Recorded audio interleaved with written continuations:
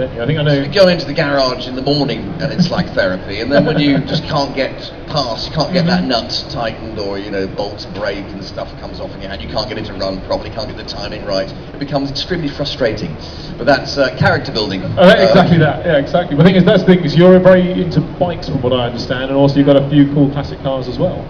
Yeah, bikes and cars. I'm sort of doing quite a lot with bikes at the moment, trying to get some of my old bangers banging, as opposed to sitting there gathering dust. So I'm sort of getting together, reassembling really a plunger B31 BSA, which and I'm going to leave it as an oily rag bike. Okay. That's what I'm. There's some fantastic vehicles here today, but some of them, in my own opinion, are a little bit too bling. Yeah. A bit too shiny, a bit too over-restored, better than they were when they left the factory.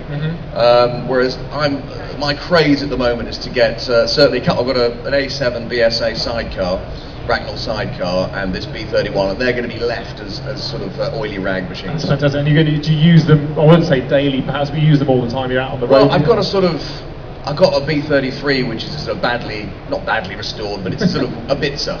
Yeah, okay. So I'm not worried about taking that out on the road. I've got some later Triumphs, some later 70s Meriden Triumphs. How many bikes have you got? Oh, don't. Stop. No, don't.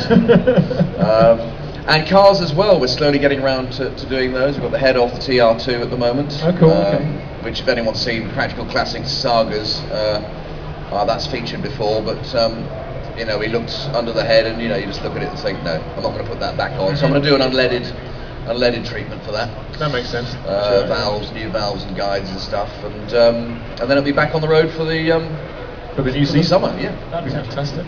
So actually, I was thinking, because obviously one of your little moments in the limelight was, of course, on Tomb Raider, wasn't it? So was that your garage that it was filmed in? All those fantastic cars.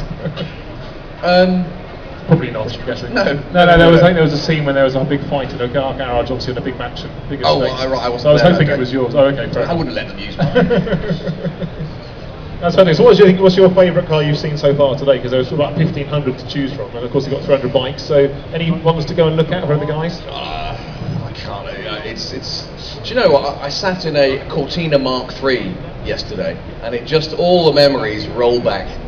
From when my father had one back. He had a 1973 sort of strange green-coloured one, with the sort of deep clocks. And it seems to me just like yesterday. But you sit in a sort of early 70s Mark III, and it does now. Looking at the way the car's fitted out, the trim and everything, it is a long time ago. So it's a proper time machine, isn't it? Yeah.